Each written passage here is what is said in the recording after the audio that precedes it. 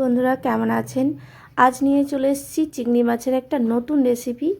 আজ নিয়ে এসেছি এই রেসিপিটির নাম কি জানেন? এই রেসিপিটির নাম কিন্তু চিংড়ি মাছের ভুনা রেসিপি। এটা কিন্তু আমি অনলাইন থেকে পেয়েছি, ঠিক আছে? কেউ কিছু মনে করবেন না নাম শুনে কিন্তু।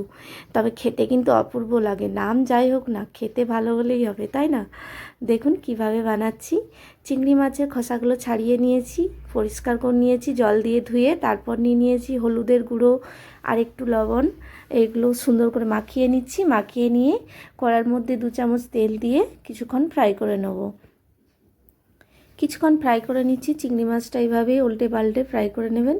আর চিংড়ি মাছগুলো কিন্তু মানে একটু সাইজে ছোট ছিল, খুব বড়টা নিইনি, তা আপনারা বড়টাও নিতে পারেন। চিংড়ি মাছগুলো ভেজে তুলে নিয়েছি। ওই কড়াতে তেল দিয়ে এলাচ, লবঙ্গ, জায়ফল, জয়িত্রী যা পারেন দিয়ে দেবেন। তারপরে দিয়ে দিলাম কুচানো পেঁয়াজ, তারপর একটু লবণ দিয়ে দিলাম পেঁয়াজটাকে নরম করার জন্য। আর কিছুক্ষণ ফ্রাই করে নিয়ে দিয়ে দিলাম আদা রসুন পেস্ট 1 চামচ। তারপরে দিয়ে দিচ্ছি মশলাগুলো, দেখুন হলুদের গুঁড়ো, জিরে আর ধনের গুঁড়ো, তারপরে দিয়ে দিচ্ছি লঙ্কার গুঁড়ো। এভাবে সব কিছুই দিয়ে দিচ্ছি। আর ওই যে গোটা জিরে আর টমেটোকে পেস্ট করে রেখেছিলাম সেটাও দিয়ে দিলাম। সেটা দিয়ে কিছুক্ষণ মানে কষিয়ে নেবো আর কি মশলাটা।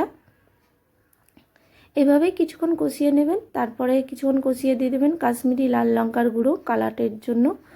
আর তারপরে কষিয়ে নিয়ে দিয়ে দিচ্ছি চিংড়ি মাছগুলো। চিংড়ি মাছগুলো দিয়ে কিছুক্ষণ রান্না করে নেবো 2-3 মিনিটের মতন। তারপরে আবার দিয়ে দেবো 2 চামচ টক দই। এই টক দইটা দিলে কিন্তু খেতে একদম পুরো রেস্টুরেন্টের যে মানে লাগে খেতে, ঠিক সেরকম লাগে। খেতে খুব সুন্দর লাগে। আবারও একটু লবণ দিয়ে দিলাম স্বাদ মতন। লবণটা একটু কম হয়েছিল, আপনারা আপনাদের মতন স্বাদ মতন লবণ দিয়ে দেবেন। তারপরে দিয়ে দিলাম জল। জলটা দিয়ে 2 মিনিট রান্না করে নিয়ে সব কিছু দেখুন 2 মিনিট রান্না করে নিয়ে ভাজা মশলাটা দিয়ে দিচ্ছি। এলাচ, লবঙ্গ, দারচিনির যে ভাজা মশলাটা হয় সেটা দিয়ে দিলাম। সেটা দিয়ে দিলাম একটু কস্তুরি মেথি। কস্তুরি মেথিটা অল্প দিলে কিন্তু একদম যে দোকানের মতন হয় না, ঠিক সেরকম খেতে লাগে, জানেন? দারুণ সুন্দর লাগে। সবশেষে দিয়ে দিচ্ছি ধনেপাতা কুচানো। আপনারাও এভাবে বানিয়ে নেবেন। রান্না তো খুবই সহজ, একদম ঘরোয়া প্রসেসেই রান্না দেখিয়েছি, রেস্টুরেন্টের মতন। রেস্টুরেন্টে দোকানে তো খাওয়া হয়, একবার বাড়িতে বানিয়ে দেখবেন না। বাড়িতে বানিয়ে খেলে তো আরও বাড়ির সবাই খেতে পারবে। আমার তো এটাই ভালো লাগে, বাড়িতে বানিয়ে খেতে, যে আরও সবাই যেন খেতে পারে আমার রান্না বানিয়ে। যাই হোক, আপনারাও চেষ্টা করবেন, আমিও করে নিয়েছি।